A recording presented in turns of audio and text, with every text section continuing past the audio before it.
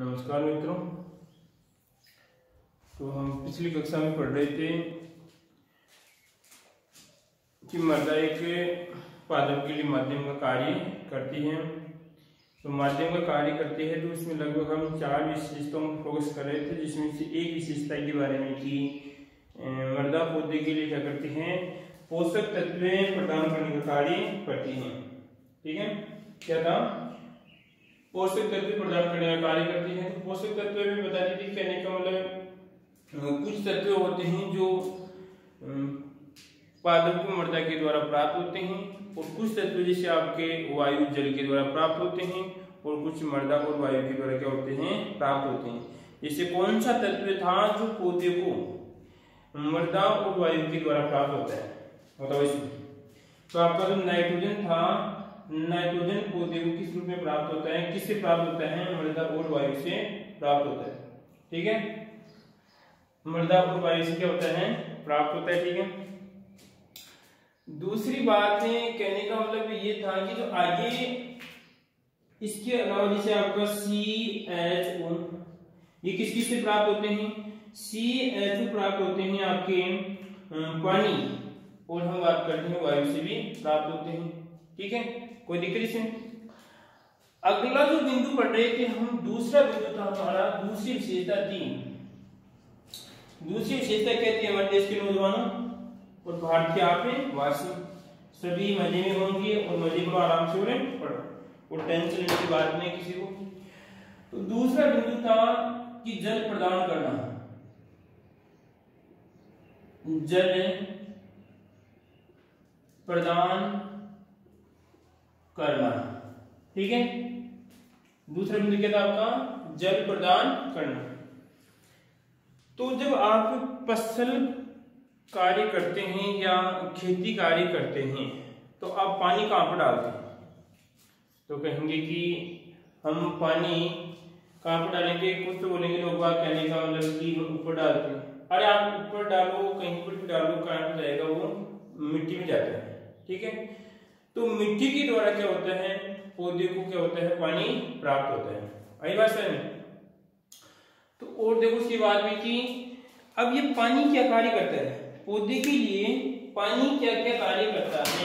तो पहली बात हम कहते हैं कि जो आपका पानी होता है, पानी का सूत्र क्या होता है, आपको कि वाटर का सूत्र क्या होता है, जैसे पानी पूछे, आपसे बर्फ पूछे, जैसे आपकी जलवाष्प पूछे, जैसे आपको द्रवावस्था में कोई पूछे तो क्या आएगा आपका, जो भी पूछेगा इसमें क्या आएगा आपका H2। क्या होता है इसका, H2।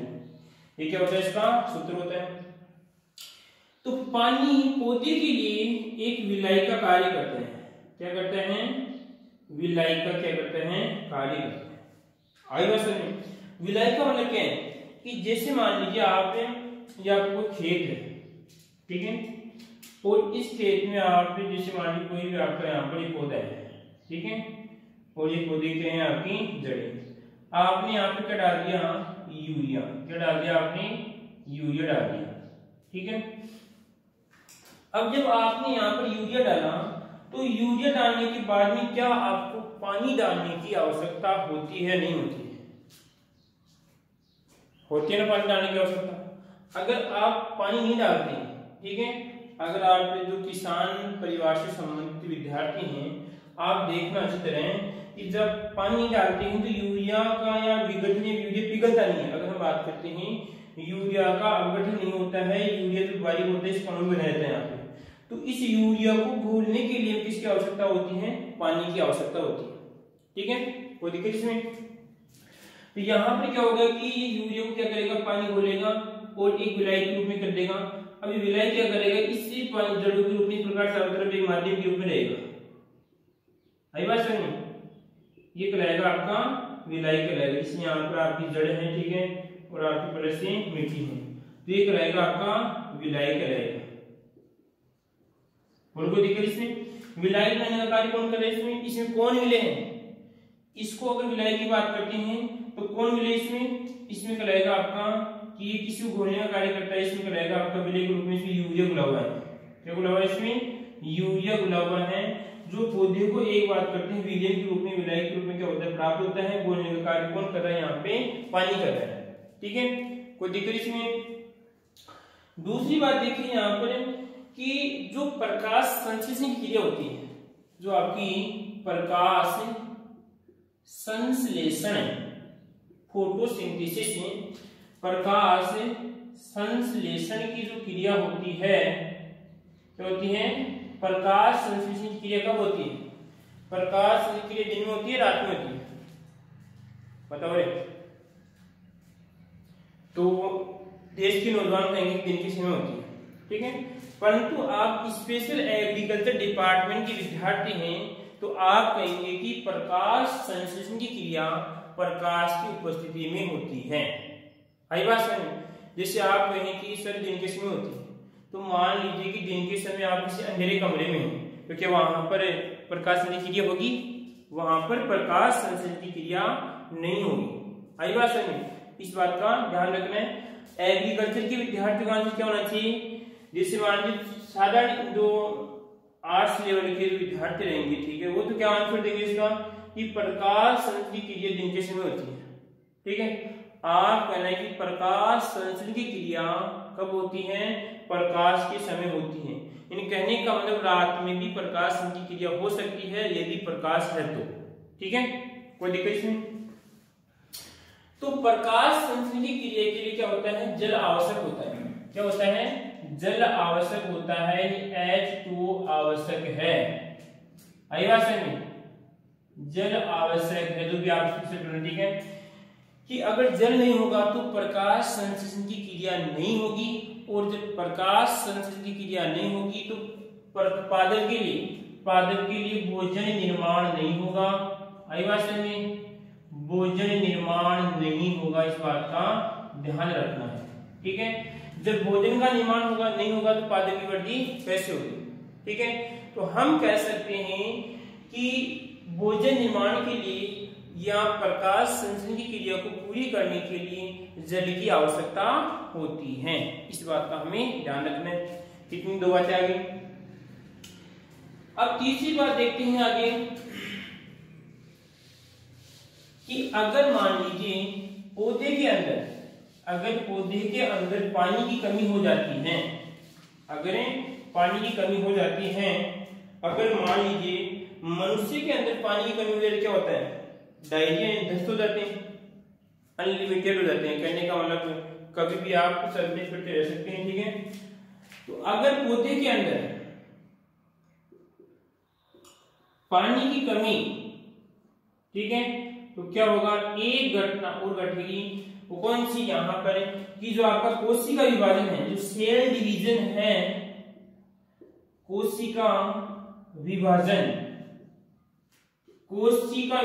की क्रिया क्या हो जाएगी? प्रभावित हो जाती है, और कोशिकाओं के आकार में क्या हो जाएगी? कमी हो जाएगी, ठीक है। यानी कहने का मतलब कोशिकाओं का विस्तार नहीं होगा। आई बात समझ? कितने बिंदु यहाँ पर? यदि पौधे के अंदर पानी की कमी हो जाती है तो कोशिका विभाजन की क्रिया क्या होती है? प्रभावित होती है, कोशिकाओं का आकार कम हो जाएगा, और हम बात करते हैं कोशिका का विस्तार नहीं होगा। बोलो कोई दिक्कत इसमें? कोई समस्या आती है इसमें? ठीक है। और यहां पर वो लिखेंगे कि पानी क्या करता है? पोषक तत्वों को घोलने का काम करता है, जो हमने पहले बता दिया। तो हम क्या लिखेंगे इस बिंदु में कि जब मिट्टी के अंदर पानी डालते हैं,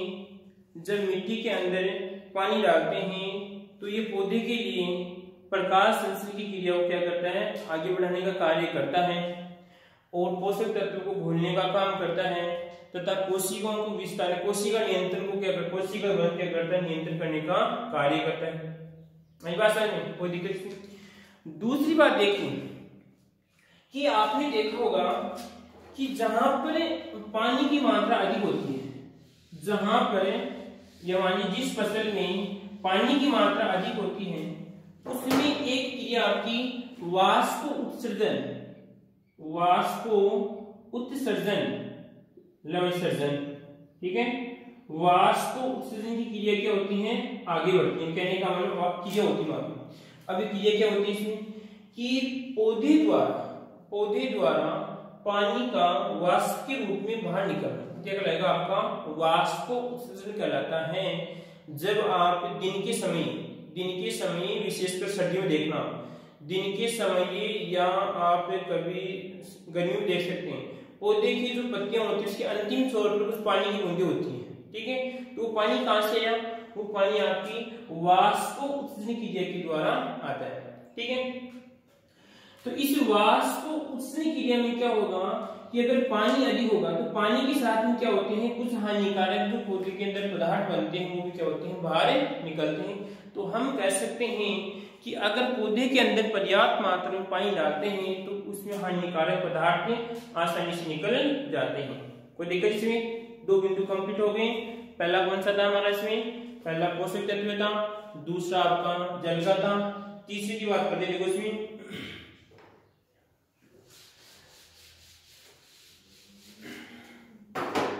तीसरा बिंदु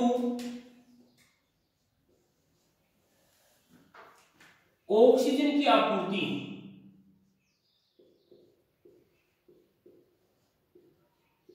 ऑक्सीजन की आपूर्ति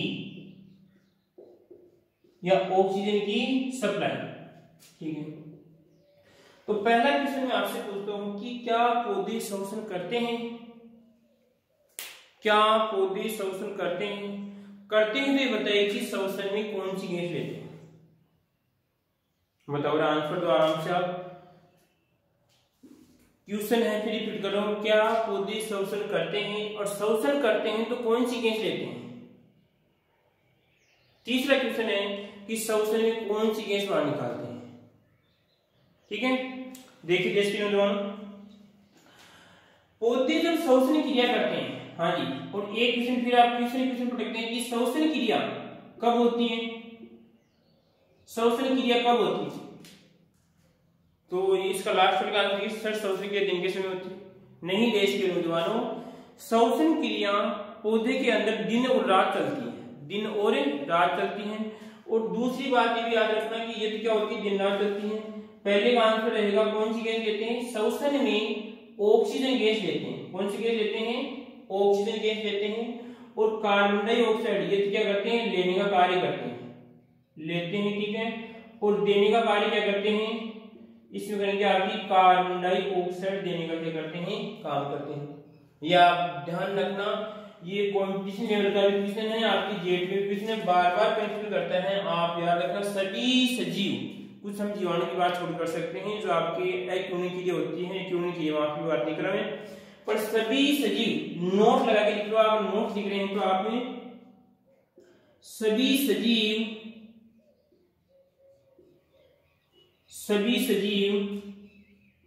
श्वसन में ऑक्सीजन गैस, कौन सी गैस लेते हैं? ऑक्सीजन गैस लेते हैं। इस बात का ध्यान रखना है, सभी सजीव श्वसन में ऑक्सीजन गैस लेते हैं। ऑक्सीजन गैस तो लेते हैं तथा कार्बन डाइऑक्साइड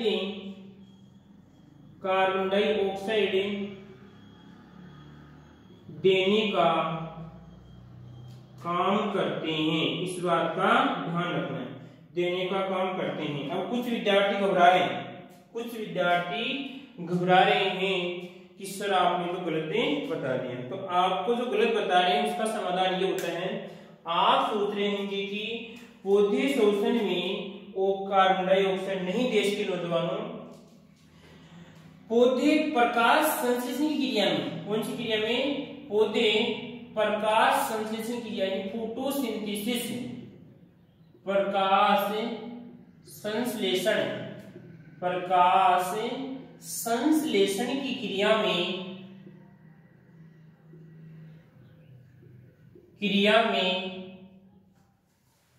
कार्बन डाइऑक्साइड लेते हैं, कार्बन डाइऑक्साइड गैस लेते हैं तथा ऑक्सीजन गैस देने का काम करते हैं। ऑक्सीजन गैस देने का काम करते हैं। इस बात को आप नोट लगा के लिखना, ठीक है, क्योंकि ये क्वेश्चन होता है अधिकतर विद्यार्थियों का गलती होता है, क्योंकि उनको पता है कि मानव जब श्वसन में ऑक्सीजन गैस लेता है तो पौधे की अंकुरित नहीं। देश के नौजवानों, सभी जीव जंतु जो सजीव हैं वो श्वसन में कौन सी गैस लेते हैं? वो श्वसन में आपकी ऑक्सीजन गैस लेते हैं तथा कार्बन डाइऑक्साइड देने का काम करते हैं। परंतु जो पौधे होते हैं ये प्रकाश संश्लेषण की क्रिया पौधों में पाई जाती है, कुछ जीवाणुओं में पाई जाती है। उसकी हम ये बात कर रहे हैं कि प्रकाश संश्लेषण की क्रिया जो प्रकाश के समय होती है वो किस में हो जाएगी आपकी? हाँ, उसमें कार्बन डाइऑक्साइड लेने का काम करते हैं और ऑक्सीजन गैस देने का काम करते हैं। इस बात को आप नोट लगा के लिखिए। तो अब देखिए कि पौधे की जब पौधे में श्वसन क्रिया होगी तो उसके बाद में क्या होगा? इसकी भोजन का विखंडन होगा और कहने का मतलब उसमें पौधे की क्या होगी? वृद्धि होगी। तो पौधे को ऑक्सीजन कहां से प्राप्त होगी? पौधे को ऑक्सीजन वायुमंडल से प्राप्त होती है। तो वायुमंडल से प्राप्त होती है, परंतु इससे बताइए आप कि हम बात करें यहाँ पे मृदा की बात करें कि अगर मृदा में क्या पौधे के लिए ऑक्सीजन आवश्यक है या नहीं है? अगर हम बात करें कि मृदा के अंदर पौधे की वृद्धि के लिए ऑक्सीजन आवश्यक है या नहीं है, तो मैं कहूंगा कि यहाँ पर आवश्यक है। क्योंकि कि जब जड़ें वृद्धि करती हैं तो कहने का मतलब वो भी क्या करती है? श्वसन करती है। अब श्वसन करती है तो उसे भी श्वसन के लिए किसकी आवश्यकता होगी? ऑक्सीजन की आवश्यकता होती है। आई बात समझ? कोई दिक्कत इसमें? तो मैं कहूंगा कि यहाँ पर मृदा में ऑक्सीजन होना भी आवश्यक है।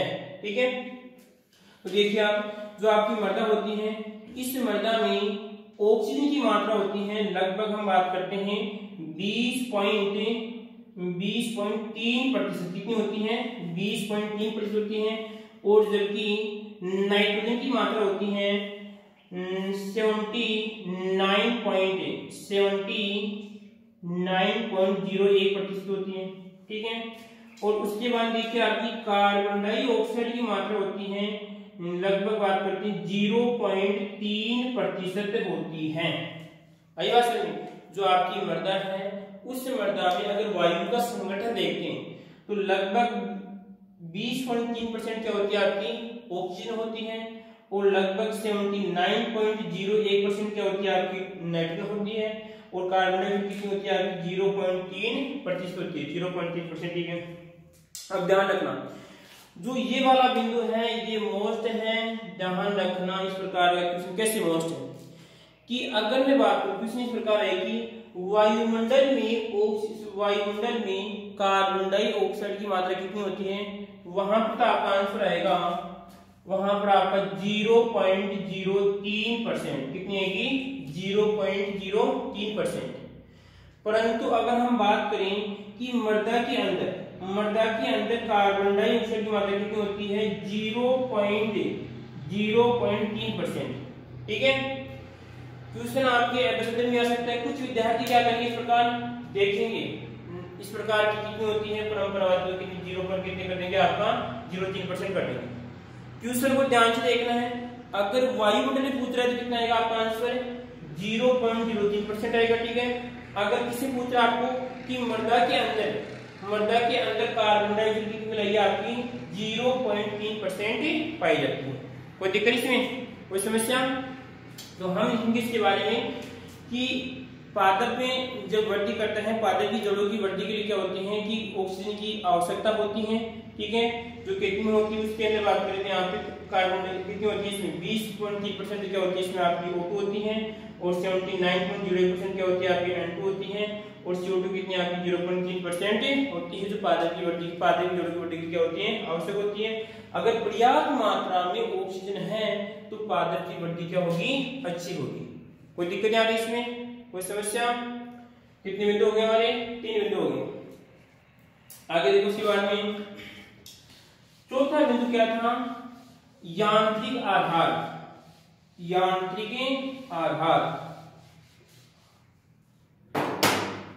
चौथा बिंदु देखो यहां पर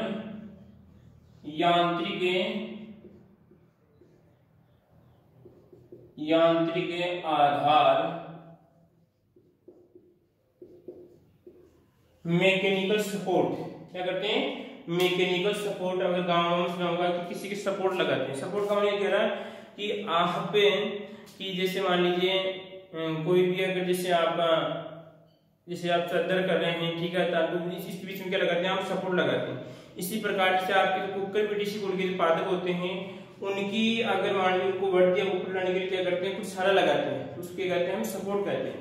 तो ये कह रहा है कि मृदा पादप के लिए एक यांत्रिक आधार प्रदान करने का क्या करती है, कार्य करती है। यदि आपकी मृदा आदर्श है, कैसी है, आदर्श, आई बात समझ। यदि आपकी मृदा कैसी है, आदर्श है, ठीक है, तो क्या करेंगे आपने, यदि आदर्श है तो कहने का मतलब इसकी रासायनिक और भौतिक संरचना क्या है, समान है। यदि भौतिक संरचना, रासायनिक और भौतिक संरचना समान है तो पादप की जैसे होगी यहाँ पर जड़ों की वृद्धि क्या होगी, इस प्रकार आसानी से होगी। आई बात समझ। पादप की जड़ों की वृद्धि क्या होगी, इस प्रकार आसानी से होगी। कब होगी, यदि मृदा आदर्श है, यानी कहने का मतलब इसमें रासायनिक और भौतिक क्या है, सुधार अच्छी प्रकार से, तो इसमें जड़ों की वृद्धि क्या होगी, अधिक होगी।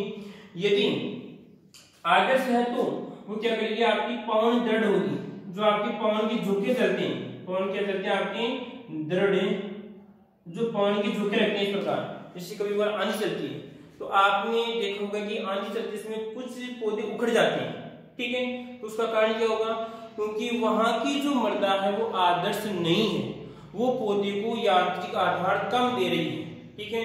कुछ पौधे ऐसे होते हैं जैसे कितनी ही तेज आंधी चले आप, ठीक है, कितनी ही तेज आंधी चलो वो नीचे से नहीं उखड़ते। इसका कारण क्या है, क्योंकि वहां कैसी मृदा आपकी आदर्श मृदा है। आदर्श मृदा क्या करती है, पौधे को लंबे समय तक बात करती है अच्छी प्रकार से यांत्रिक आधार, यानी कहने का मतलब ये है, जैसे आपकी ये मृदा है, ठीक है, अगर इस मृदा की नीचे की बात करूं तो इसमें क्या होगा कि अगर अच्छी है तो इस प्रकार पादप की जड़ इस प्रकार रहेगी, इसमें इस प्रकार मजबूती से रहेगी, ठीक है। जैसे आप कितनी ही आंधी चलो, कितना ही जोर चलो तो पादप नहीं उखड़ेगा, ठीक है। इस प्रकार मजबूती से क्या होता है, यांत्रिक आधार प्रदान होता है, यानी पवन दृढ़ को सहन सकता है। दूसरी बात देखिए आप कि अगर मान लीजिए कि आदर्श मृदा होगी तो जलाभाव, किसको कहते हैं, जलाभाव को सहन कर सकते हैं पादप। अगर मृदा का भौतिक और रासायनिक संरचना समान है, जलाभाव का मतलब जल की कमी को लंबे समय तक सहन कर सकते हैं। कब, जब आपकी मृदा कैसी है, आदर्श है, उसका भौतिक और रासायनिक क्या सुधार अच्छा है, ठीक है। अब यदि देखें कि अगर मृदा की, अगर यहाँ पर देखें कि मृदा में पानी की मात्रा अधिक हो, पानी की मात्रा मान लीजिए अधिक है, पानी की मात्रा क्या है, अधिक है, ठीक है, या कम है, ये क्या है, कम है, और या यहाँ पे देखिए अउर्वरक है, कैसी आपकी अउर्वरक है, इन कहने का उर्वरक की मात्रा कम है, ठीक है। तो कहने का मैं कहूंगा कि ये मृदा आपकी आदर्श नहीं। अगर पानी की मात्रा अधिक होगी तो भी यांत्रिक आधार कम मिलेगा। देखिए समुद्र तल के आसपास जो पेड़ पौधे पाए जाते हैं तो वहां पे क्या होता है, कभी कभार पेड़ पौधे उखड़ जाते हैं। क्यों उखड़ जाते हैं, क्योंकि उनका यांत्रिक आधार कमजोर है, क्योंकि पानी की मात्रा अधिक है। रेगिस्तान में लंबे पौधे क्यों नहीं पाए जाते, रेगिस्तान में लंबे पौधे क्यों नहीं पाए जाते, क्योंकि लंबे पौधे को स्थिर करने के लिए अधिक यांत्रिक आधार की आवश्यकता होती है। तो वहां की मिट्टी में क्या होती है कि पानी की मात्रा कम होती है। अगर पानी की मात्रा कम होगी तो यांत्रिक आधार कम होगा, तो वहां पे नहीं पाया जाता, ठीक है। इसी प्रकार यदि उर्वरक की मात्रा कम होगी तो भी आपका यांत्रिक आधार नहीं मिलेगा। इसमें क्या लिखेंगे लास्ट वाले बिंदु में कि मृदा पौधे के लिए यांत्रिक आधार कहने का उसको स्थिर रखने का कार्य करती है। यदि आपकी मृदा आदर्श है, यदि आपकी मृदा आदर्श है, उसके भौतिक और रासायनिक गुण अगर मान लीजिए अच्छे हैं तो पौधे को यांत्रिक आधार अच्छा मिलेगा। पौधा पवन दृढ़ और बात करते हैं जलाभाव को सहन सकता है, पौधे की वृद्धि अच्छी प्रकार से होती है। इसके विपरीत बात करते हैं कि पानी की अगर बात करते हैं मात्रा अधिक है, कम है या अउर्वरक है तो यांत्रिक आधार क्या रहेगा, आपका कम रहेगा। कोई दिक्कत यानी किसी को इसमें समस्या है तो अब जो भी है उसके बाद में आगे हम पढ़ेंगे। हाँ, तो अतः हम कह सकते हैं लास्ट में कि अतः हम कह सकते हैं कि मृदा पौधे के लिए एक माध्यम का कार्य करती है। कोई दिक्कत इसमें, कोई समस्या, ठीक है। अब जो भी है आगे हम बात करेंगे उसके बारे में, आगे नेक्स्ट कक्षा में हम देखते हैं।